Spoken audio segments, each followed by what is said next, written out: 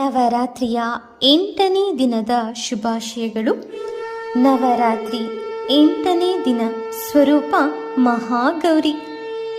ಆಕೆಯ ಬಣ್ಣ ಸಂಪೂರ್ಣವಾಗಿ ಬಿಳಿಯದಾಗಿರುತ್ತದೆ. ಇನ್ನು ಆ ಬಿಳಿಯ ಬಣ್ಣಕ್ಕೆ ಉಪಮೆಯಂತೆ ಶಂಖ, ಚಂದ್ರ ಮತ್ತು ಕುಂದ ಪುಷ್ಪಗಳನ್ನು ಉಲ್ಲೇಖಿಸಲಾಗಿದೆ. ಇನ್ನು ಆ ತಾಯಿಯ ವಯಸ್ಸು 8 ವರ್ಷಗಳು ಮಾತ್ರ. ಅಷ್ಟವರ್ಷ ಭವೇದ್ ಗೌರಿ ಎನ್ನಲಾಗುತ್ತದೆ. ಆಕೆ ಧರಿಸಿರುವ ಎಲ್ಲ ವಸ್ತ್ರಗಳು ಹಾಲಿನಷ್ಟು ಬಿಳುಪಾಗಿರುತ್ತವೆ. ಅಷ್ಟೇ ಅಲ್ಲ, ಆಕೆಯ ಆಭರಣಗಳು ಬಿಳಿಯೇ. ಆಕೆಗೆ 4 ಭುಜಗಳು. ಇನ್ನು ಅವಳ ವಾಹನ ವೃಷಭ, ಹಾಗೂ ಅದು ಕೂಡ ಬೆಳ್ಳಗಿದೆ. ಆ ತಾಯಿಯ ಬಲಗೈ ಮೇಲ್ಭಾಗವು ಅಭಯ ಮುದ್ರೆಯನ್ನು ಪ್ರದರ್ಶಿಸುತ್ತಿದ್ದು, ಕೆಳಗಿನ ಬಲಗೈಯಲ್ಲಿ ತ್ರಿಶೂಲ ಇದೆ. ಅದೇ ರೀತಿ ಎಡಭಾಗದ ಮೇಲ್ಕೈಯಲ್ಲಿ ಡಮರು ಹಾಗೂ ಕೆಳಗಿನ ಎಡಗೈಯಲ್ಲಿ ವರದ ಮುದ್ರೆ ಇದೆ. ಆ ಮಹಾದೇವನನ್ನು ಹೊರತುಪಡಿಸಿ ಇನ್ಯಾರನ್ನೂ ಮದುವೆ ಆಗುವುದಿಲ್ಲ ಎಂದು ಪ್ರತಿಜ್ಞೆ ಮಾಡಿರುತ್ತಾಳೆ.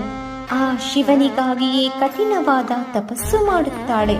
ಆ ತಪಸ್ಸಿನ ಕಾರಣಕ್ಕೆ ಆಕೆಯ ಮೈ ಬಣ್ಣ ಕಪ್ಪಾಗಿರುತ್ತದೆ. ಆದರೆ ತಪಸ್ಸಿಗೆ ಬಲಿದ ಶಿವನು ಆಕೆಯ ದೇಹವನ್ನು ಗಂಗೆಯ ಪವಿತ್ರ ಜಲದಿಂದ ತೊಳೆಯುತ್ತಾನೆ. ಆಗ ದೇಹ ಪ್ರಕಾಶಮಾನವಾಗಿ ಹೊಳೆಯುತ್ತಾ ಬೆಳ್ಳಗಾಯಿತು.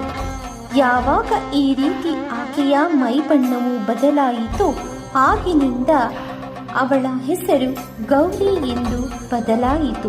ಶರನ್ನವರಾತ್ರಿಯ 8ನೇ ದಿನದಂದು ಮಹಾಗೌರಿ ಆರಾಧನೆ ಮಾಡುವುದರಿಂದ ಸಕಲ ಸಂಚಿತ ಪಾಪಗಳು ನಿವಾರಣೆಯಾಗುತ್ತವೆ.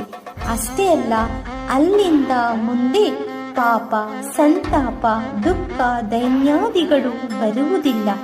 ಯಾರು ಆ ದೇವಿಯನ್ನು ಶ್ರದ್ಧಾ ಭಕ್ತಿಯಿಂದ ಆರಾಧನೆ ಮಾಡುತ್ತಾರೋ ಎಂದಿಗೂ ಕರಗದ ಪುಣ್ಯಕ್ಕೆ ಅಧಿಪತಿಗಳಾಗುತ್ತಾರೆ.